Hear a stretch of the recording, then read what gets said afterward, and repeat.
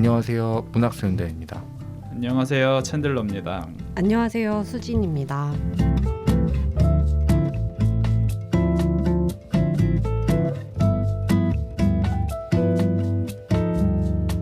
네, 오늘 문학소년단 시즌 6 제10화 테드창의 당신 인생의 이야기를 저희가 읽어봤는데, 오늘은 또 지난 시즌에 이 책을 한번 읽어보고 싶다고 말씀해 주셨던 게스트가 있었죠. 바로 아티스트 생경님이 오늘 이 스튜디오에 나오셨는데, 안녕하세요. 네, 안녕하세요. 생경입니다. 네. 어떤 좀 더 자기 소개를 좀 해주신다면. 네. 저 아티스트라고 소개해 주셨는데 너무 몸둘 바를 모르겠고요. 현재 음악 만들고 노래도 하고 싱어송라이터 활동을 하고 있고요. 지금 신곡 만들려고 열심히 작업하고 있는 상태입니다. 네, 전 생경 씨를 한 5년 만에 본 것 같아요. 정말요? 예. 지난 시간에 줌 말고는 네, 화상으로만 보다가 맞아요. 이게 봤는데 참 많이 말랐네요. 예. 저는 쪘는데. 그럼 오늘 책과 작가 소개부터 좀. 네, 오늘의 책 당신 인생의 이야기 Stories of Your Life and Others고요. 테드 창입니다. 테드 창 창식이. 극한 직업의 창식이로 나온. 저 그래서 테드 창 해가지고 또 세계에서 빛난 한국인이 또 이렇게 멋진 책을 이랬는데 아니에요. 테드 창 생각하시고 한국계 미국인이라고 생각하시면 안 됩니다. 테드 창 치앙이에요. 1967년생 대만계 미국인입니다. 미국 브라운 대학교에서 물리학과 컴퓨터공학을 전공했대요. 이 두 개가 가능한 건가요? 수진 씨는 컴퓨터공학 전공이시죠? 저도 복수 전공. 물리학과 컴퓨터공학을? 저는 컴퓨터공학이랑 로봇공학 공학 두 개. 곧 이런 거 쓰시는 건가요? 근데 이분이 그거라면서요. 테크니컬 라이터라면서요. 네, 맞아요. 그게 무슨 뜻이에요, 근데? 이게 그 기업에서 특히나 기술 기업 있잖아요. IT 기업 같은 데서는 그 내부 문서라든지 아니면 대외적으로 만약에 네이버 클라우드라고 한다고 그러면은 네이버 클라우드에서 그 클라이언트들이 있잖아요. 각종 그 클라우드를 사용하는 그런 데다가 보안적인 이슈라든지 이런 거를 이렇게 써가지고 뭔가 안내문을 보낸다든지 여러 가지 기술 문서를 쓰려면 그 기술에 대한 기본적인 이해가 있어야 되잖아요. 그러면서도 또 글을 또 읽기 쉽게 잘 쓸 수 있어야 되고, 그래서 그런 문서를 하시는 분들을 테크니컬 라이터라고 해요. 하지만 이 사람의 또 다른 최고 스펙은 뭐냐면 현존하는 최고의 SF 소설가라는 얘기를 여기저기서 사실상 인정받고 있다. 저희가 이번 시즌에 유독 SF 작품 많이 읽기도 하고 그때마다 저희도 사실 헷갈려가지고 이렇게 좀 혼재해서 썼어요. 판타지. 사실 지난번에 읽었던 나인 작품 같은 경우에는 판타지 같았는데. 판타지죠. 네. 그래서 사실 찾아보니까 그렇게 헷갈리나 싶은데 사실 엄청나게 오래된 캐캐 묵은 논제래요. SF랑 판타지의 차이가 뭐냐. 그거를 그래서 테드 창이 한국에 2009년 부천 국제 판타스틱 영화제 참석 초청됐었을 때 이렇게 그 구분에 대해서 이렇게 얘기를 했다고 합니다. 테드 창 왈. 판타지는 근본적으로 우주의 일부는 우리가 이해할 수 없다는 가정에 기반하고 있다는 거고, 이에 비해 SF는 우주는 논리적으로 설명이 가능하다라는 가정에 기반한다. 그래서 그래서 그런지 나인에서는 그냥 손톱에서 씨앗이 자랐잖아요. 테드 창의 이번 SF 소설들은 마치 왜 우리가 지난 시즌에 읽었던 우리가 빛의 속도로 갈 수 없다면에서 그런 얘기도 했었잖아요. 이 전공한 사람만이 알 수 있는 용어들. 카이스트 출신의 그것들이 카이스트 맞나? 포항공대. 큰일 날 뻔했네요. 노래를 범했어요. 그 특유의 진짜 전공자들이 쓸 수 있는 용어들 그것보다 이건 더 빡셉니다. 테드 창은 진짜 왠지 정말 가능한 것 같아요. 이런 미래 왠지 정말 가능할 것 같을 정도로 과학적 근거들을 쭈루룩 써놓는 게 상당히 딥하기도 하고 어렵기도 하고 그렇습니다. 그 어려움이 담겨져 있는 오늘의 테드 창의 책 단편집이죠. 당신 인생의 이야기. 테드 창의 첫 번째 작품집입니다. 1990년 잠깐만 23살에 엄청 오래됐네요. 23살의 나이로 발표한 첫 단편 23살에 바벨론의 탑을 시작으로 8편의 단편이 수록되어 있고 창작 노트까지 우리가 언제나 그런 거 궁금하잖아요. 야 이런 생각 어떻게 했지? 어디서 영감 받은 거지? 다 밝혀줍니다. 해자 구성이고요. 어쩌면 이 다음 편집에서 가장 유명한 건 모르겠어요. 저는 그냥 뭐 SF 쪽으로 빠삭하진 않아가지고 대중적으로 유명한 건 이거 아닐까. 컨택트, 영화 컨택트의 원작 내 인생의 이야기. 묘하게 달라요. 이게 표제작인가 싶었는데 표제작은 아닌 것 같아요. 이 단편집의 제목은 당신 인생의 이야기고 이 안에 있는 그 단편은 내 인생의 이야기, 너라는 거죠. 그리고 영어 제목도 단편집은 Stories 복수, Stories of Your Life and Others라고 해서 정말 다른 것들이 있다라는 표현인 건지 모르겠지만 이 단편의 원제는 Story of Your Life. 네.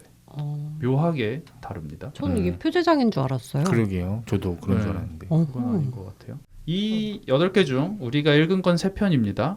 예, 방금까지 얘기했던 내 인생의 이야기, 그리고 지옥은 신의 부재, 그리고 외모 지상주의에 관한 소고 다큐멘터리라는 긴 제목을 달고 있는 것까지 해서 3편 읽었는데 어떻게 될지 모르겠어요. 3편 다 다룰 수 있을지. 우리에게는 녹음실 스케줄이 있기 때문에 이게 줌이라면 정말 끝도 한도 없이 떠들 수 있었겠지만 어디까지 하게 될지 포기한다면 지옥은 신의 부재를 포기하게 될 것 같은데 한번 끝까지 들어가 주시면 될 것 같고요.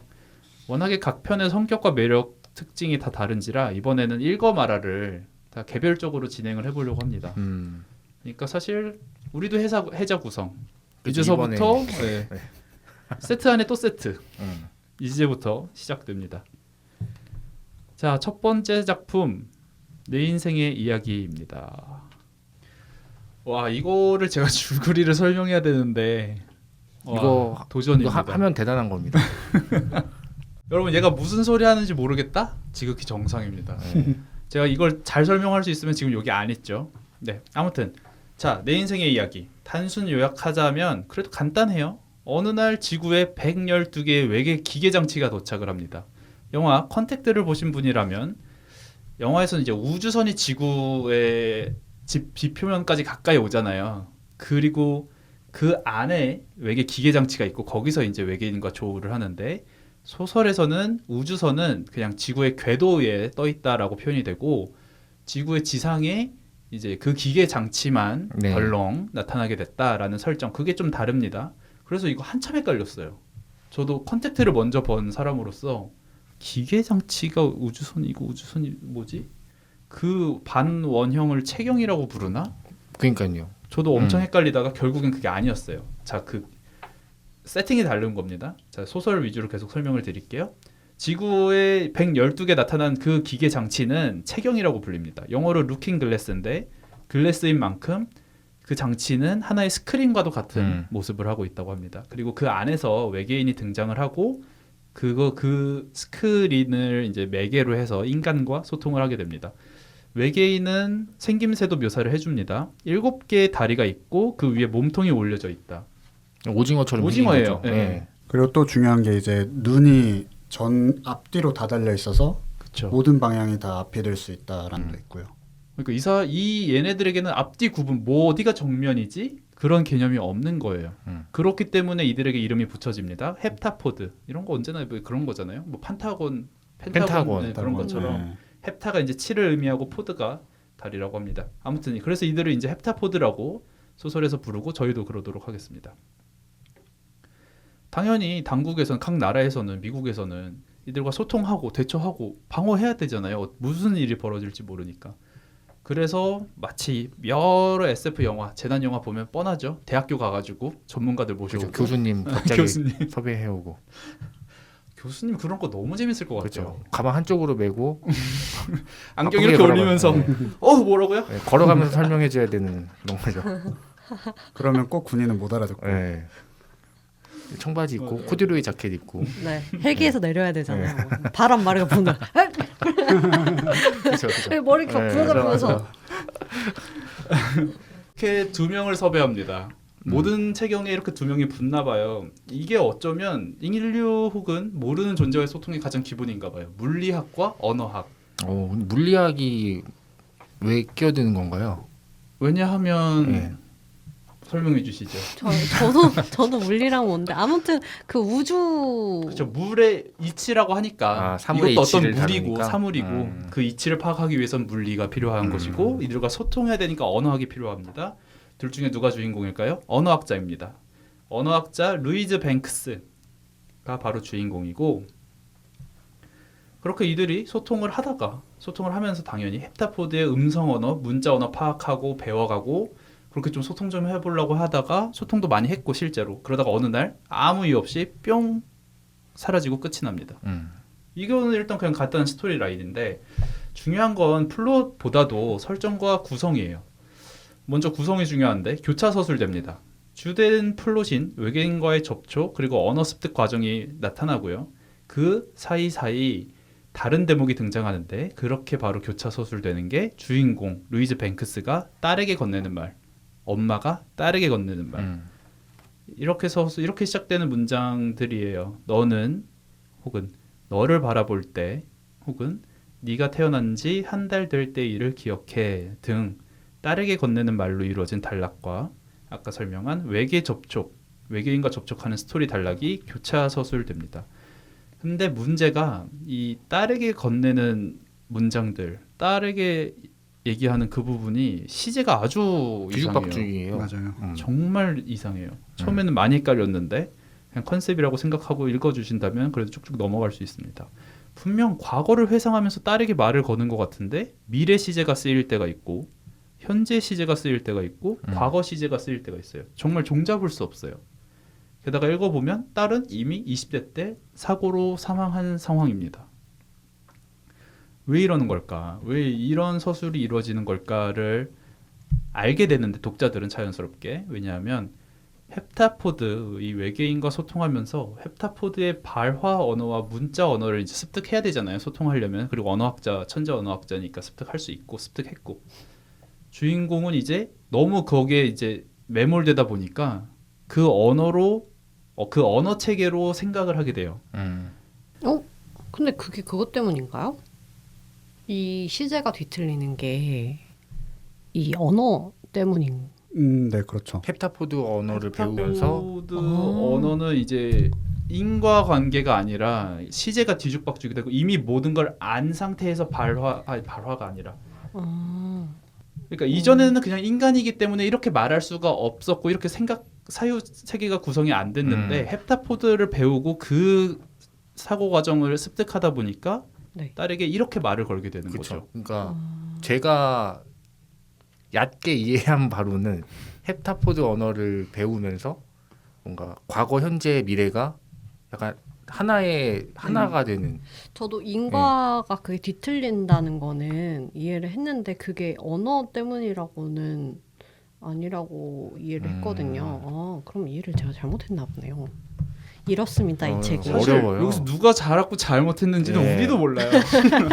아무도 몰라요. 네, 테드 창은 알겠죠. 테드 창만 네. 알고 있는데 테드 창은 우리에게 몇 점을 줄지는 사실 예상이 되죠. 네. 한 자릿수일 것 같고. 자 그렇다면 일단 제가 맞다고 치고 그러면 헵타포드의 언어에는 도대체 무슨 특징이 있길래 주인공은 이상하게 이렇게 얘기를 하게 되는가? 바로 비선형 문자 체계입니다. 일단 그들의 음성 언어와 문자 언어는 아예 다르다라는 걸 전제로 다르대요. 굳이 이거 채널을 하나 더 쓴다는 거예요. 아무튼 문자 언어가 특이한 건데 자 우리가 한글도 그렇고 지구인의 언어는 그걸 문장으로 쭉 쓰다 보면 글로 쓰다 보면 멀리서 보면 되게 선처럼 보이잖아요. 그렇죠.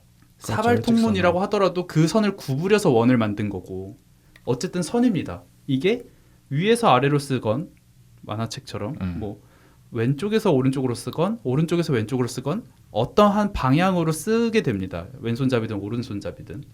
근데 그거랑은 다르게 헵타포드의 언어는 어떤 문양과도 같은 모양이기 때문에 이거는 어떻게 회전해도 근데 또 특이한 거는 예를 들면은 뭐 세모가 있다고 칩시다.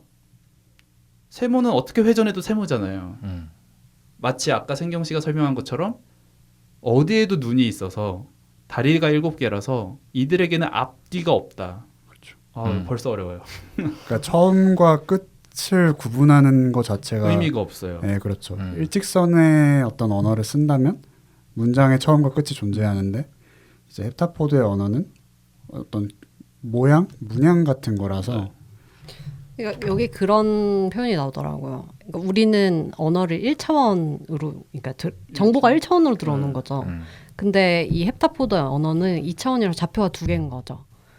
좌표가 2개예요. 네. 어려워. 고장나기 시작했어요. 좌표가 2개라고? 아, 2차원이다. 2차원이다. 아. 아무튼 평면이다. 그러니까 우리 평면이다. 언어는 일자로 이렇게 선인데 정보가 선으로 들어오는 건데 얘는 면이다. 면으로 들어오는 아, 거죠. 이런 식으로 네. 너무 어렵네요. 벌써 지금 덜컹거리기 시작했어. 사실 근데 이거 그냥 좀 어떻게 보면은 편법일 수도 있는데 영화를 보면 조금 이해가 맞아요. 빨라요. 네. 영화 봐서 맞아요. 헷갈리는 부분도 있는데 영화를 안 보면 이 책 읽는데 고장나요. 자, 영화에서는 어떤 원처럼 보이고 어느 지점에서 쫙 그려가는 게 아니라 손에서 먹물 같은 먹물이 게 나와서 원을 그냥 네. 형성하는 거죠. 그리고 그 원의 어떤 부분은 우둘투둘하고 어떤 부분은 얇고 뭐 그러면서 원마다 다른 모양을 하고 있어서 그게 다 각기 다른 문장이 되는. 영화에서는 드니 빌레르가 친절하게도 그렇게 그려줬습니다. 아무튼 요지는 이겁니다. 그들의 문자는 한 번에 써져요. 문장의 첫 부분과 끝 부분 이런 게 없습니다. 다르게 말하면 이거는 내가 무슨 말을 할지 말을 시작할 때 이미 알고 있다라는 거예요. 저는 지금 하나 말해 나가고 있잖아요. 책에서 병목 현상이 발생한다고 합니다. 제가 지금 무슨 단어를 말해야 될지 모른다면 저는 말을 멈출 수밖에 없는데 나는 머릿속에 무슨 얘기를 할지 다 알고 있으니 그거를 그냥 한 번에 던져준다라는 그런 개념인 것 같습니다. 하지만 언어가 아니라니까 문자로. 이거를 한 차원 좀 더 확장시킨다면 내가 말하거나 들을 얘기를 다 알고 있다라는 거예요. 로맨스 전과 제가 무슨 이야기를 할지 우리는 이미 다 알고 있어요. 하지만 그냥 발화한다는 그냥 문자로 쓴다, 소통한다라는 거예요. 이걸 한 번 더 확장하면 헵타포드들은 미래를 알고 있어요. 결국 이 언어 체계에서 문제가 되는 건 미래를 다 알고 있으면 이 주체들에게는 자유의지가 있는 걸까? 마치 그리스 로마 신화 우리가 언제나 읽으면 신탁 받으러 갔다가 들으러 갔다가 그거대로 인생 바로 꼬이잖아요. 네. 그런 것처럼 우리가 미래를 알고 있다면 그대로 행동하게 되는 거 아닐까? 개인에게는 주체에게는 자유의지가 있는 걸까? 미래가 정해져 있고 우리가 그걸 안다면 사는 게 무슨 의미가 있나라는 고민을 하게 되는데 있다고 합니다. 왜냐하면 그런 거죠. 우리는 무슨 얘기인지 다 알고도 봤던 영화 다시 보고 어렸을 때는 신데렐라 얘기해 주세요. 그거 어제 들려줬잖아. 그래도 한 번 더 들려주세요라고 하잖아요. 그런 것처럼 여기서 이제 수행문이라는 얘기도 하는데 아무튼 그러면서 미래를 알고 혹은 미래 운명에 대처하는 인간의 자세는 어떤 걸까? 아주 철학적인 언어가 이제 여기까지 확장이 되는 거예요. 단순한 언어 체계가 아닌 거죠. 아무튼 요약하자면 인간의 언어가 아닌 헵타포드의 언어로 생각하며 이미 죽은 딸을 떠올리게 되는 일은 어떻게 달라지는 건지 새로운 언어 체계와 사고방식이라는 세계관을 테드 창이 창조했다. 그 모습을 볼 수 있는 게 바로 오늘 지금 저희가 얘기하고 있는 내 인생의 이야기입니다. 이 책 읽어 마라. 와 이거 고생하셨어요. 벌써 네. 진짜 쉽지 않네요. 네. 그럼에도 이제 저희가 이 순서를 이제 마련했는데 이 책 읽어마라 시간입니다. 지금 앞서 챈들러 씨가 아주 진땀 흘려가면서 설명을 했죠. 상당히 어려운 책인데 그럼에도 읽어야 하는 이유, 그럼에도 읽지 말아야 하는 이유를 좀 얘기를 해보는 시간을 갖도록 하겠습니다. 읽어야 하는 이유를 저희가 각자 한 명씩 돌아가면서 얘기를 할 거고 말아야 하는 이유 역시 한 명씩 돌아가면서 얘기를 해보겠습니다. 먼저 읽어야 하는 이유 생경 씨부터 좀 말씀해 주시겠어요? 네, 제가 생각하는 이 책을 읽어야 하는 이유는 확실히 지금 줄거리 설명을 들으시면서 많이 느끼셨겠지만 과학 이론이나 설정 이런 게 어렵기도 하고 이런 걸 설명하는 구간은 확실히 어느 정도 좀 견뎌내면서 읽어야 할 만큼 까다롭긴 해요. 근데 제가 생각하기엔 결국에 이 단편은 결국에는 가족 관한 이야기고 또 뭐 정해진 운명이 있다면 그것을 기꺼이 받아들일 수 있을까? 이런 거에 관한 이야기라고 생각을 하거든요.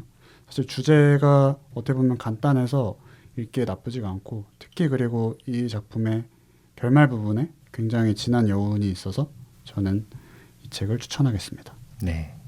그다음 수진 씨는 저는 놀랍게도 지극히 과학적인 내용을 굉장히 감성적으로 연결을 시켜 넣어서 그 부분이 굉장히 읽어볼 만하지 않나 생각이 듭니다.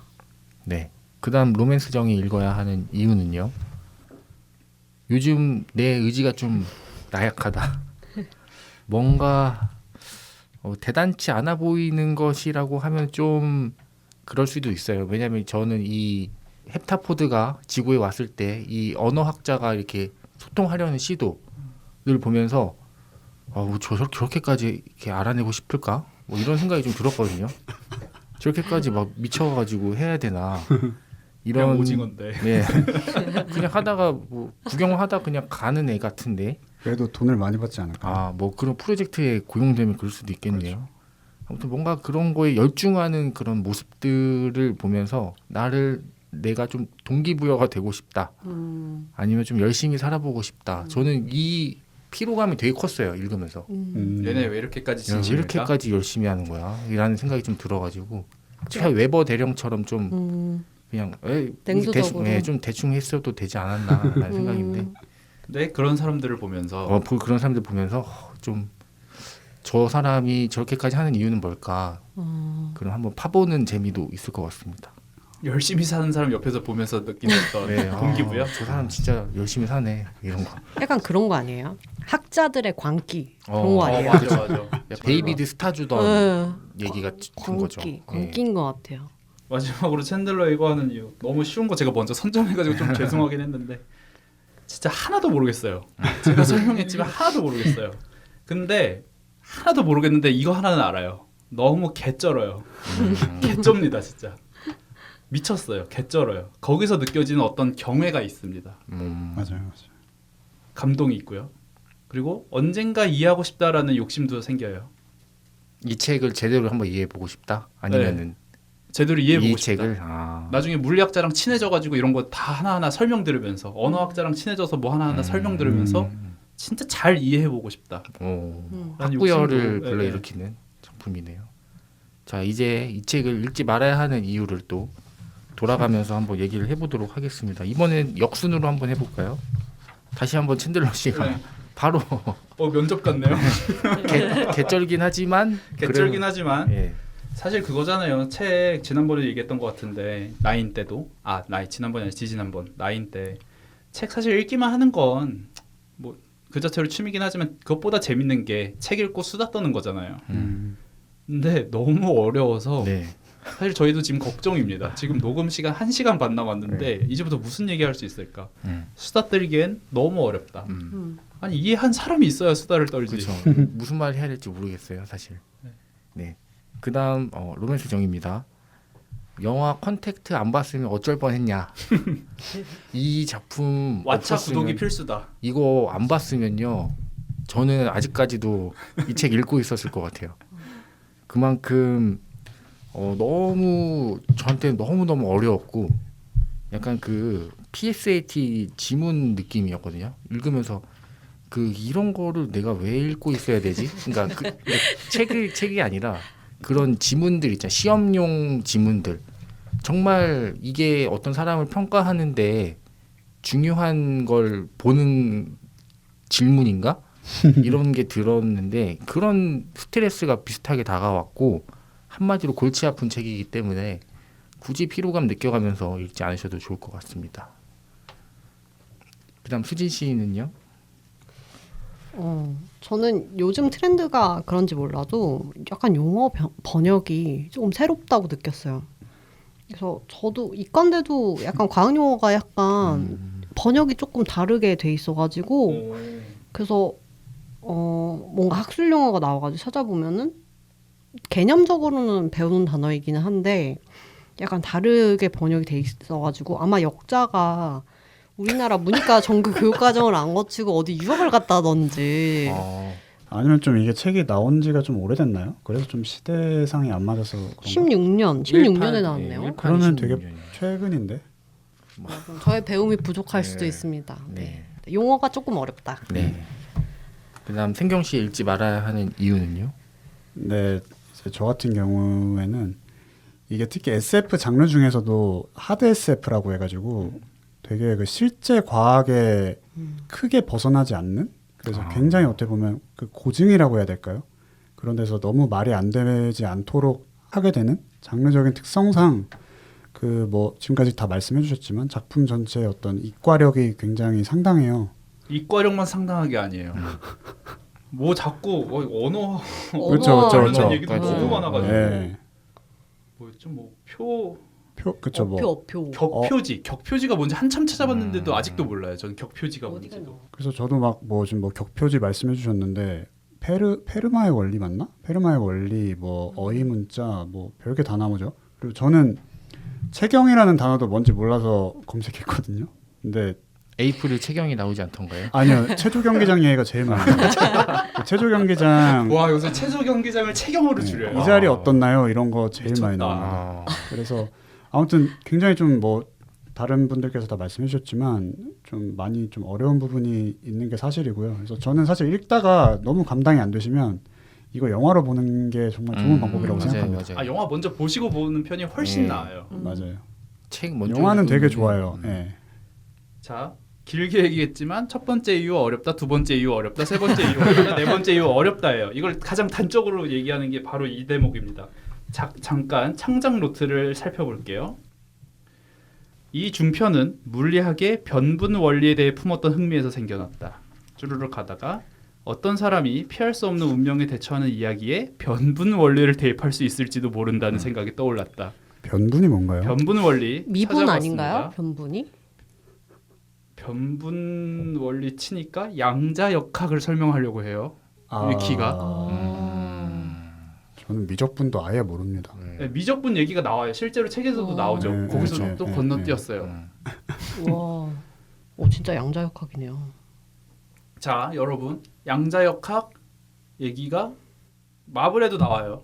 그렇죠. 그렇죠. 그냥 모르고 넘어가도 돼요. 엔드 게임에 나오죠. 네, 모르고 그냥 넘어가도 보는데 아무 문제 없어요. 하지만 내 인생의 이야기를 읽을 때 변분 원리를 파악하셔야 된다. 양자역학을 어느 정도 알고 계셔야 된다. 그래서 첫 번째 이유 어렵다, 두 번째 이유 어렵다, 세 번째 이유 어렵다, 네 번째 이유 어렵다. 다들 안 읽으실 것 같은데요. 아 근데 진짜 읽어보세요. 우리가 무언가를 사랑하기 위해서 굳이 이해할 필요 없다라는 얘기를 제가 어디선가 들었거든요. 오, 네, 멋진 네, 말이네요. 완전히 이해하지 않아도 우리는 완벽하게 사랑할 수 완벽하게 이해하지 않아도 완전하게 사랑할 수 있다였나? 아니면은 완전하게 이해하지 않아도 완벽하게 사랑할 수 있다였나? 이거 어디서 어디서 본 문장인데 아무튼 뭔가 그 사랑은 머리가 아니라 가슴으로 하는 지금 가슴으로 읽는 거예요, 여러분. 맞아요. 가슴으로 읽어도 무방합니다. 지금 그리고 아마 다른 분들 또 다 가슴으로 읽으셨을 거예요. 그럼 이 머리로 읽으시는 분은 여기 이 김상훈 씨밖에 없지 않았나. 아니요. 그 번역가님도 아마 가슴으로 번역하셨을 거예요. 뭐 혹시나 이거 듣게 되신다면 죄송합니다. 이거 명함에 파야 되는 거 아니에요? 명함에 가슴으로 하는 번역 김상훈. 가슴으로 하는 문학수연단. 네, 이번에는 이런 얘기 해야죠. 어떻게 읽었는지 그냥 어렵다라는 얘기를 한 번 더 길게 풀어서 네. 해보도록 하겠습니다. 로맨스장부터 어떻게 읽었는지. 예, 정말 어려웠고요. 그 물고기는 존재하지 않는다. 고장이 났어. 예, 그때부터 저는 항상 의문이었어요. 그때의 충격. 이게 왜 베스트셀러지? 다시 그 의문이 다시 슬그머니 고개를 드는 작품이었습니다. 이게 많은 사람들이 이 책을 읽고 독서 토론을 하고 뭐 유튜브에 리뷰도 많고 이러더라고요. 보면서 와, 우리나라 사람들 지적 수준이 정말 뛰어나구나. 뭔가 좀 박탈감이 느껴지는 소설이었습니다. 이게 좋을 수도 있구나. 이거를 이해하면 정말 좋을 수도 있구나. 이런 생각이 들었습니다. 마치 이 작품을 좋아한다는 거는 제가 그 싸이 흠뻑쇼 얘기했으니까 약간 워터밤 가는 느낌이에요. 제가 생각했을 때는 워터밤 왜 가? 어차피 젖으러 가는 왜 가지? 굳이 젖어가면서 콘서트를 봐야 하나? 약간 저는 그런 생각이거든요. 그만큼 이제 워터밤 가는 사람이 좀 이해가 안 되는데 그 사람들도 제가 이해가 안 되겠죠. 근데 이 책을 좋아하는 사람도 저는 그렇게 느껴졌습니다. 말씀드리면은 이렇게 언어학에 대한 설명, 뭐 대수학 나오고 뭐 미분 적분 뭐 이런 얘기 나오잖아요. 이 부분 사실 속독을 했어요. 이 부분 대충 이 정도까지는 이런 내용이네. 대각선을 예, 쑥 읽고. 그래서 제가 지금 이 자리에 앉아 있는 것 같은데 만약에 이거를 그렇게 읽지 않고 자세히 하나하나 이 개념은 뭐지? 변분원리 검색해서 양자역 한번 보고 이랬으면 저 지금 아직까지도 못 읽었을 책입니다.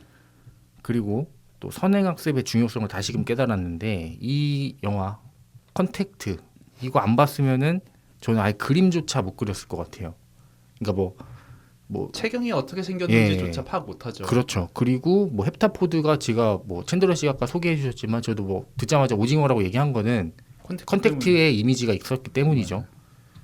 그리고 뭐 우주선이 그렇게 떠 있는 모습들, 뭐 이런 뭐 소통하는 모습들. 테드 창이 드니 빌레브한테 밥 한 번 사야 되는 거죠. 그렇죠.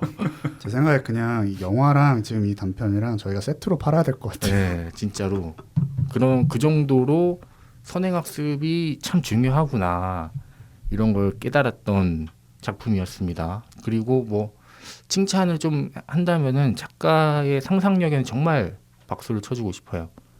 상상력 수준이 보통이 아니라 진짜 변태 중에서도 상변태 같은 진짜 너무 딥해요. 이런 설정 세팅하고 어떻게 이런 세계관을 디테일하게 구현해낼 수 있을까? 그게 정말 놀라웠고 그 크리스토퍼 놀란 감독도 뭐 인셉션이나 이런 거 할 때 인셉션이나 또 최근에 뭐죠? 아 그거 뭐냐 테넷? 시간 그거 그 전에 인터스텔라. 뭐야 그때도 막 진짜 과학자들 물리학자들 논문도 쓴 걸로 알고 있어요. 예 그런 네. 식으로 해가면서 작품을 만들었잖아요. 테드탕도 약간 그런 과인 것 같아서 미국에서 혹시 둘이 만날 일이 있다면 상당히 좀 재미있게 잘 놀지 않을까. 같이 가자 그러면. 저는 안 하겠습니다. 아무튼 뭐 저도 이래저래 쉽진 않았는데 챈들러 씨가 말씀하신 것처럼 멋은 있었다. 네, 그리고 멋있으니까 이거 읽는 나도 멋지다. 네. 근데 어디 가서 근데 읽었다고는 말 못할 것 같은데 그래도 그거 어떻게 생각해? 네, 그럼 뭐 전분원리 뭐 있던데 이렇게 얘기를 못하지 않을까 싶었습니다. 이어서 수진 씨 저 하면 어떻게 되나요? 읽었는지.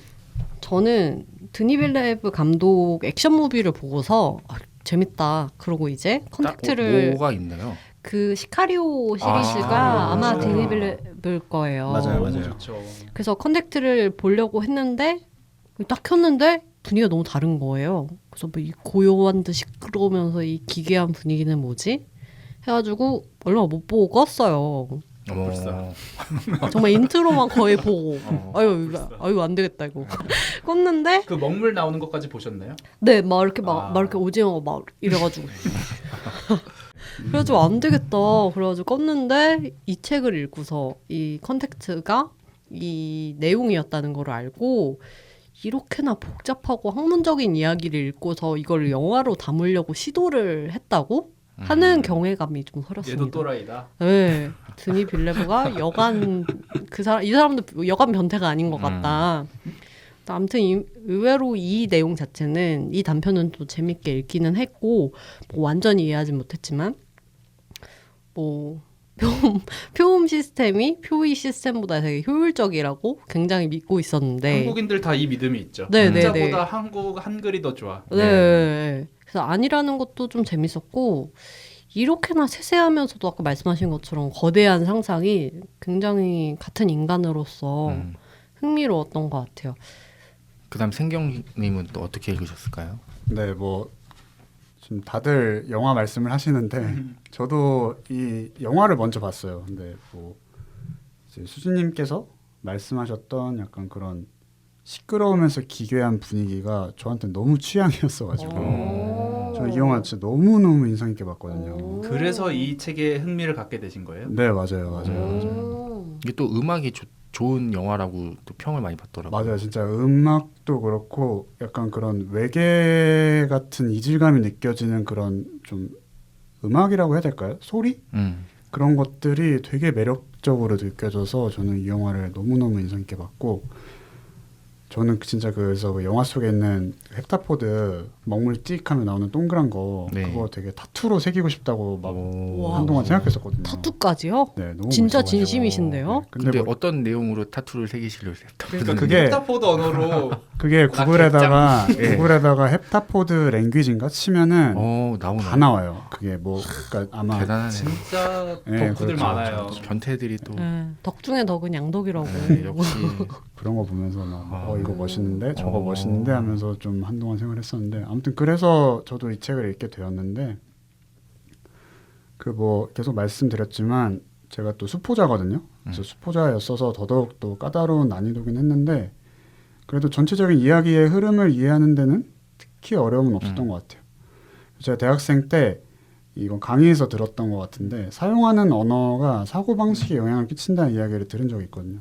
이게 한국어랑 영어 정도의 차이만 해도 되게 많은 부분이 다를 것 같은데 아예 뭐 진짜 인간이 아닌 다른 종족과의 언어 차이라면 그런 사고방식의 차이가 훨씬 클 거잖아요. 그래서 처음과 끝이 구별되어서 존재하는 인간의 어떤 인과적 사고방식과 완전하게 다른 헵타포드식 사고방식 그리고 그것을 또 그 자유의지랑 연관지어서 이야기하는 부분이 되게 흥미로웠던 것 같습니다.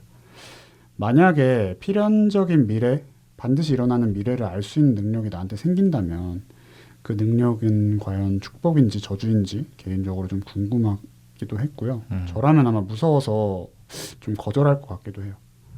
그리고 뭐 아까도 제가 말씀드렸지만 이야기는 결국에는 가족의 사랑에 관한 이야기고 과정과 결과에 관한 이야기라고 저는 생각을 했거든요. 이미 이제 미래가 정해져 있고 결과가 정해져 있더라도 그 길에 끝까지 걸어가는 그 순간순간 과정들 또한 소중한 거니까 그렇게 생각을 했고 뭐 마지막 부분이 진짜 다시 읽어도 되게 아름답고 뭉클했어요. 그래서 여러분이 꼭 직접 읽어보셨으면 좋겠습니다. 그리고 영화 컨택트도 꼭 보셨으면 좋겠습니다. 참 좋네요. 이 마지막 부분이 생경 씨 좋네요. 워터밤 와 있나요? 네. 워터밤까지는 아니고 워터밤까지 포커스가 이제 가족 간의 사랑에 맞춰져 있으니까. 예. 제가 좀 어려운 SF 영화 볼 때마다 그냥 그런 식으로 저는 좀 생각을 좀 퉁쳐버리거든요. 어쨌든 어려워도 주제는 간단하다 뭐 이런 식으로. 사실 인터스텔라도 그렇죠. 맞아요. 스테이죠. 결국엔 스테이. 스테이죠. 예. 그렇죠. 자, 본격적으로 얘기할 게 저희가 얼마나 얘기할 수 있을지 모르겠지만 제가 만약에 루이즈 뱅크스입니다. 여러분이 이제 헵타포드를 봤어요. 그라는 외계인한테 어떤 말을 처음 이렇게 가르쳐 보고 싶은지 아니면은 여기서 처음 한 건 휴먼이었나요? 네, 휴먼. 영화에서도 헷갈리고 있나? 사람. 네, 사람. 그리고 뭐 이렇게 너 이렇게 자기 이름. 예, 너 이름 달린다 뭐 이런 거 이렇게 하잖아요. 여러분이 루이즈 뱅크스라면 어떤 말을 처음부터 원래 그런 거 있잖아요. 뭔가 전 세계 사람들이 가장 사랑하는 말은 뭐 엄마라는 말이다. 뭐 이런 것처럼 뭐 맘 뭐 이런 걸 가르칠 건지 아니면 뭐 다른 단어들이 혹시 뭐 생각나는 게 있다면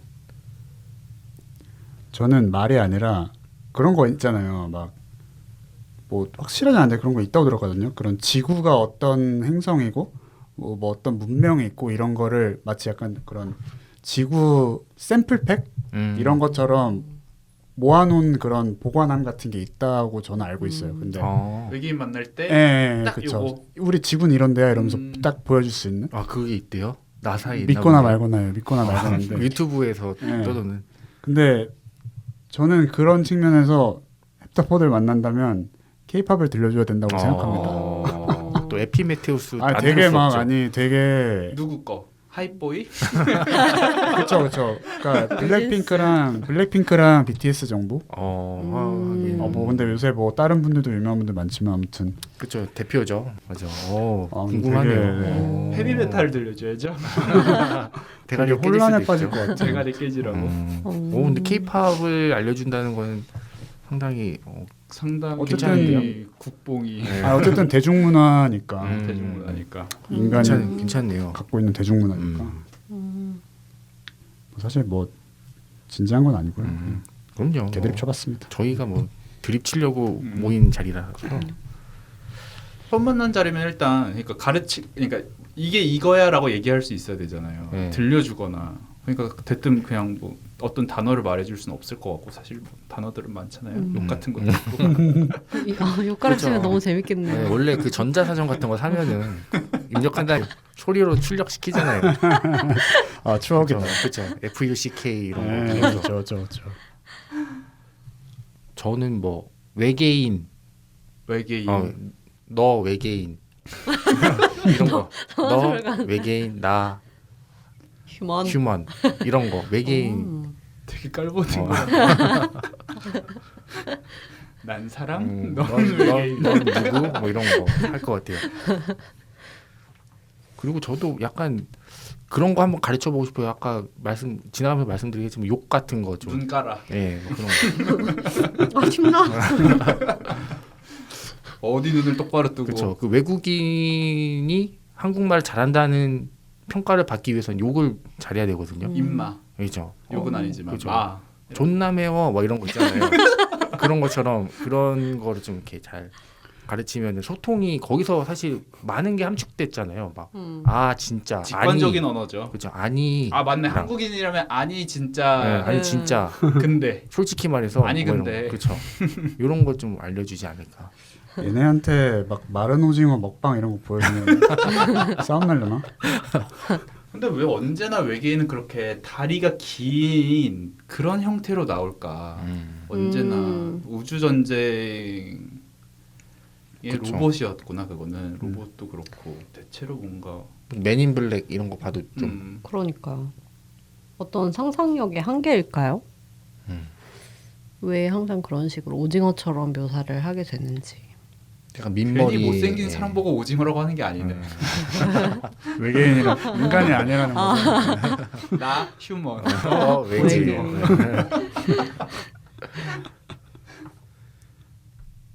그리고 또 이 컨택트 영화 보면은 뭐 우리는 뭐 무기를 주려 한다 뭐 이런 내용이 있잖아요.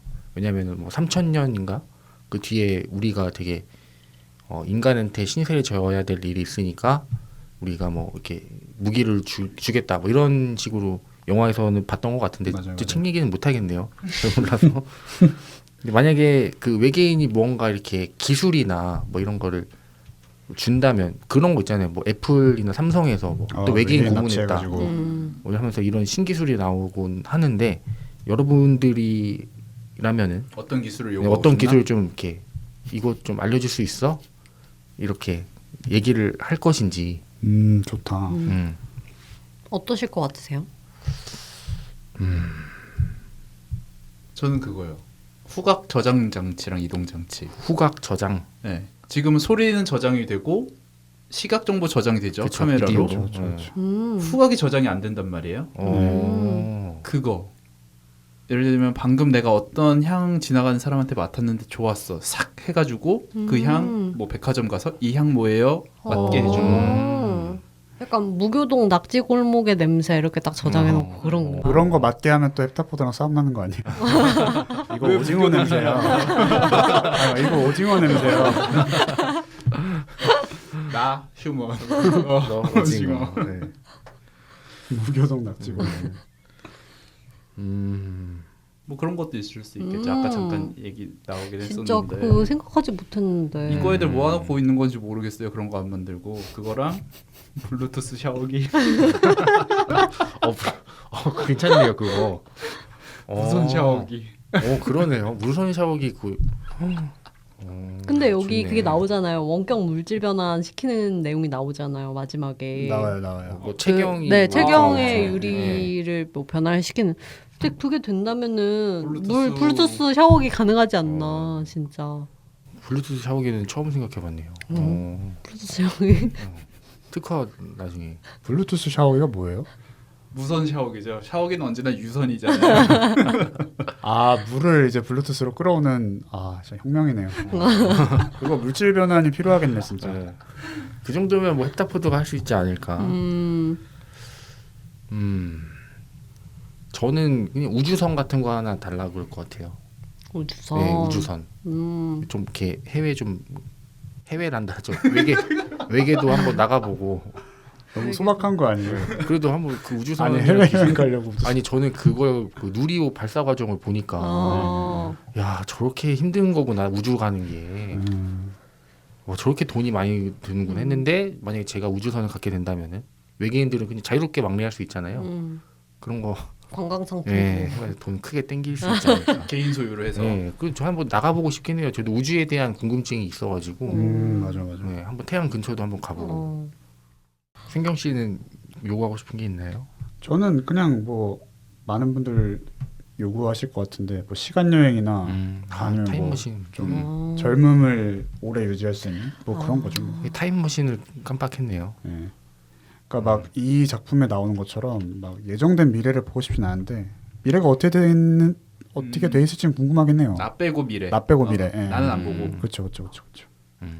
좋아하는 뭐 만화 같은 거 완결난 시점으로 가가지고 읽어버리고. 엄청 소박하시네요. 저 또 마블 영화 좋아하기 때문에 또 막 어벤져스 뭐 몇 4편 나온 다. 대로 가가지고 또 다 보고 오고. 소박하긴 하네요. 자, 슬슬. 이 책을 읽고 이 정도만 네. 예, 얘기 나눌 수 있을 것 같습니다. 어려웠어요. 네. 이제 조금 숨 트이는 곳으로 한번 가보도록 하겠습니다. 정규 교육과정 밟아 오시면서 이 주제로 토론 안 해본 사람 없을 것 같아요. 외모 지상주의에 관한 소고 땡땡 다큐멘터리. 분량 조절에 실패했습니다. 외모 지상주의에 관한 소고 다큐멘터리는 다음 주에 뵙죠.